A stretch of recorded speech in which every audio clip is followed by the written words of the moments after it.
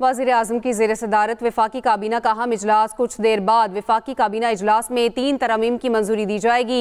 ज़राए के मुताबिक तरमीम में आइनी कोर्ट बनाने, जजिस की ट्रांसफ़र और आर्टिकल 243 में तब्दीली होगी। ज़राए के मुताबिक आपको बताएं कि 27वीं तरमीम में आइन की मुख्तलिफ शिकों में कुल 46 तरमीम की जाएंगी। और इस हवाले से आपको बताएं कि आर्मी, एयरफोर्स और नेवी के बाद अब चौथी फोर्स आर्मी रॉकेट फोर्स होगी। ज़राए के मुताबिक आपको आगाह कर रहे हैं। आपको बताते चलें कि वज़ीर-ए-आज़म की ज़ेर सदारत वफाकी काबीना का अहम इजलास कुछ देर में होगा। वफाकी काबीना इजलास में 3 तरमीम की मंजूरी दी जाएगी और तरमीम में आइनी कोर्ट बनाने, जजिस की ट्रांसफ़र और आर्टिकल 243 में तब्दीली होगी।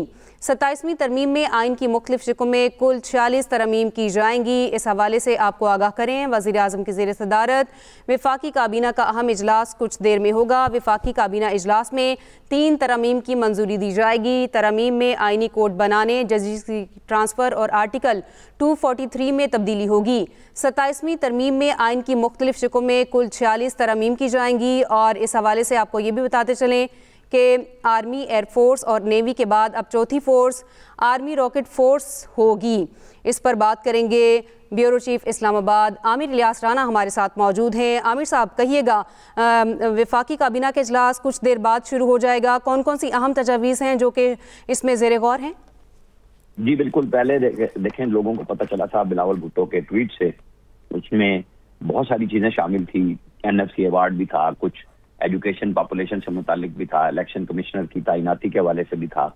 लेकिन जो पीपल्स पार्टी की सेंट्रल एग्जीक्यूटिव कमेटी ने चीज़ें मंजूर नहीं की, उनका इजहार बिलावल भुट्टो 2 दिन प्रेस कॉन्फ्रेंसों में कर चुके। तो अब वफाकी काबीना के पास 3 बुनियादी मेन तरमीम है जो 27वीं तरमीम कहलाएगी और उसकी ज़ैली शिकें टोटल बनती हैं 46। पाकिस्तान जो मुसल्लह अफवाज है इस वक्त वो 3 अफवाज पर मुश्तमिल है, यानी पाकिस्तान आर्मी, नेवी और पाकिस्तान बहरिया फिजाइया। तो अब जो नई रॉकेट फोर्स बनाई है, पाकिस्तान आर्मी रॉकेट फोर्स बनी है, ये चौथी कमांड होगी।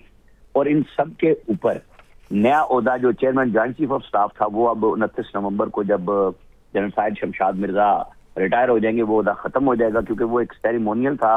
सवाए SPD की जो strategic plan division atomic energy के हवाले से, एटमी पॉलिसी के हवाले से, उसके अलावा उसमें कुछ नहीं था। तो चूंकि अब एक नई कमांड आ चुकी हुई है, तो यहाँ पे एक तवक्को यही है कि एक 4 स्टार जनरल उसको कमांड करेंगे। लेकिन इन सब के ऊपर चीफ ऑफ आर्मी स्टाफ बालियाज़ ओहदा कमांडर ऑफ डिफेंस फोर्सेज के नाम से नया ओहदा आज अप्रूव हो जाएगा। और वो जो भी आर्मी चीफ होंगे, जैसे आज field marshal army chief Syed Asim Munir हैं, और आइंदा आने वाले दौर में वही इसको कमांड किया करेंगे। और ये 4 फोर्सेज होंगी, क्योंकि नए दौर में missile, air space, information technology, जो हमने साइबर लड़ाई लड़ी है इस दफा इंडिया के साथ, उसके देखते हुए, जदीद तकादों को मद्देनजर रखते हुए ये फोर्स बनाई गई थी। 13 अगस्त को वजीर आजम शहबाज शरीफ ने 13 और 14 अगस्त की दरमियानी रात जब खिताब किया था इस्लामाबाद में, तो इस फोर्स का अनाउंस किया था। अब इसको बाज़ाब्ता शिक्ल आइन के और कानूनी कवर दे के बनाई जा रही है। इसी तरह जो दूसरी तरमीम है वो है जो जजेस की ट्रांसफर है, उसके अंदर एक मुश्तरका सीनियरिटी लिस्ट बन जाएगी और सुप्रीम जुडिशल काउंसिल जो है वो ट्रांसफर किया करेगी। ये उसका इख्तियार होगा कि वो किस तरीके से काम को चलाना चाहते हैं। जहां अदलिया की सहूलत समझेंगे, लोगों की तब्दीली की जाएगी। और आइनी कोर्ट बनाई जा रही है जिसमें तमाम आइन से मुतालिक कवानीन के मुतालिक तशरीह के वो जाएंगे, और उनमें जो अब काबीना अब अप्रूव करेगी 68 साल से 70 साल, उसमें एज वो थोड़ी देर में उसकी डिटरमिन हो जाएगी कि कितनी एज है। वजीर कानून वो मुसवदा लेके काबीना में पहुंच रहे हैं, क्योंकि रात गए तब्दीलियां हुई, बहुत सारी पहले अमेंडमेंट्स थी वो खत्म कर दी गई। टोटल 3 तरामीम कहलाएंगी, लेकिन एक्चुअली आइन के अंदर 46 सब तरामीम आएंगी, क्योंकि सुप्रीम कोर्ट ऑफ पाकिस्तान की जगह मुख्तलिफ जगहों पे लिखा जाएगा कॉन्स्टिट्यूशनल कोर्ट, और जहां पे अबहाम है वो दूर किए जाएंगे। 26वीं तरमीम के कुछ अबहाम है वो दूर किए जाएंगे। इसी तरह जहां आर्म फोर्सेज का 3 फोर्सेज थी, अब 4 आएंगी, वो सारा जिक्र किया जाएगा। और फिर उसके बाद काबीना के इजलास के फौरन बाद ये बिल की सूरत में वहां पे सेनेट में पेश किया जाएगा, और सेनेट में बिल पेश करते ही इसे स्टैंडिंग कमेटी ऑफ सेनेट, लेकिन मुश्तरका कमेटी एक मुश्तरका बनाई जा रही है जिसमें कौमी असम्बली की जो लॉ एंड जस्टिस की कमेटी है और सेनेट की, दोनों की मुश्तरका, वो इस पर फौरन गौर करना शुरू कर देंगी।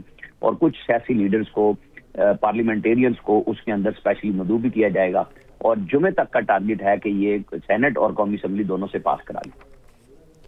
عامر صاحب یہ کہیے گا، آرٹیکل 243 کی بات کریں تو اس میں commander of defence forces army chief ہی ہوں گے، یعنی یہ عہدہ آرمی چیف کے پاس ہی ہوگا، اس بارے میں آگاہ کر دیجیے گا۔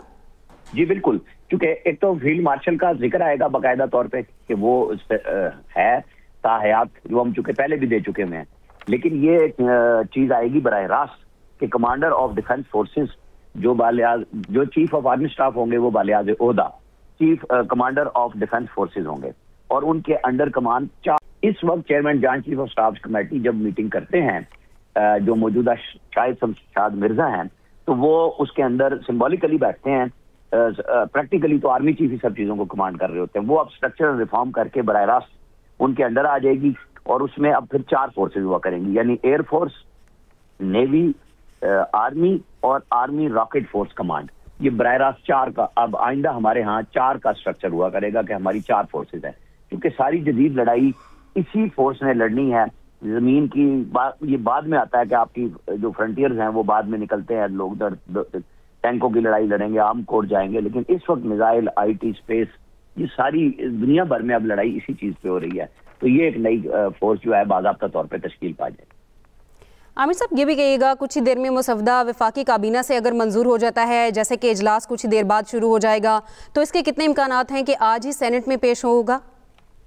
جی بالکل، یہی طے کیا گیا، کیونکہ سینٹ کا اجلاس آج رکھا اسی لیے گیا تھا کہ جیسے ہی پیپلز پارٹی فائنل کر لے، جو رات بلاول بھٹو زرداری نے کر دیا، چونکہ چیف الیکشن کمیشن پہ انہوں نے کہا ہمارے تحفظات ہیں، تو اس کو بھی انہوں نے نکال دیا۔ NFC کے اوپر انہوں نے پہلے ہی تحفظات کا اظہار کیا تھا، ڈیوالو سبجیکٹ جیسے ایجوکیشن اور پاپولیشن کو مرکز سے صوبوں میں سوائے اس مقصد کے لیے لانا تھا کہ پالیسی یکساں بن سکے، لیکن چونکہ انہوں نے اعتراض کیا ہے، اور 2 سے اکثریت تو بنتی نہیں ہے نا اگر ایک اتحادی سائڈ پہ حکومت کا، تو اس حوالے سے تمام مسودہ تبدیل کر دیا گیا ہے۔ لا منسٹر، اٹارنی جنرل، ان کی ٹیم اس پہ کام کر کے کابینہ میں ابھی کچھ دیر میں شاید ہماری گفتگو کے درمیان ہی وہ میٹنگ شروع ہو جائے، کیونکہ پرائم منسٹر جو ہیں باکو سے اس کو ویڈیو لنک کے ذریعے زوم پہ میٹنگ کریں گے اور اس کی اپروول دیں گے، اور پھر یہ وہیں سے اجلاس میں سینٹ کے چلا جائے گا اور وہاں پہ اس کو ٹیبل کیا جائے گا، اور پھر جو چیئر ہیں وہ اس کو حوالے کر دیں گے اسٹینڈنگ کمیٹی کے، اور ایوان کے اندر بحث شروع ہو جائے گی۔ اس کے بعد اب لوگوں کی آرا آئے گی اور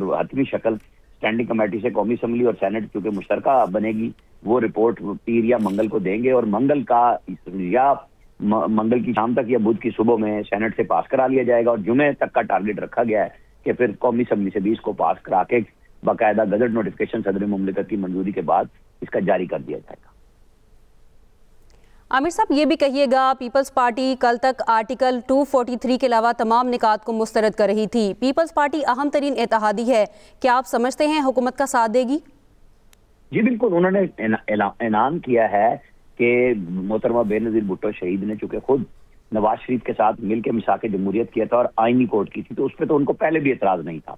کل انہوں نے صرف یہ کیا تھا کہ ججز کی سینیارٹی کے اوپر انہوں نے ایک ایشو اٹھایا تھا، ٹرانسفر کے اوپر، کہ اس کے اندر متعلقہ ہائی کورٹس کے چیف جسٹس کو بھی اس وقت جب فیصلہ ہو ٹرانسفر کا تو ان کو بلا لیا جائے۔ وہ ان کی آپس میں معاملات اب طے ہو چکے ہیں، اور صرف 3 جو ہے مین بنیادی ترامیم ہیں، جیسے میں نے آپ کو بتایا، ججز کی ٹرانسفر، آئینی عدالت اور آرٹیکل 243 میں تبدیلی کرنا، اور ٹوٹل 46 شقیں آئین کی جن میں ترامیم ہوں گی، لیکن بنیادی ترمیم 27ویں کے لائے گی اور 3 ترامیم کی جائے گی۔ صحیح۔ بیورو چیف اسلام آباد عامر الیاس رانا ہمارے ساتھ موجود تھے، آپ کا شکریہ۔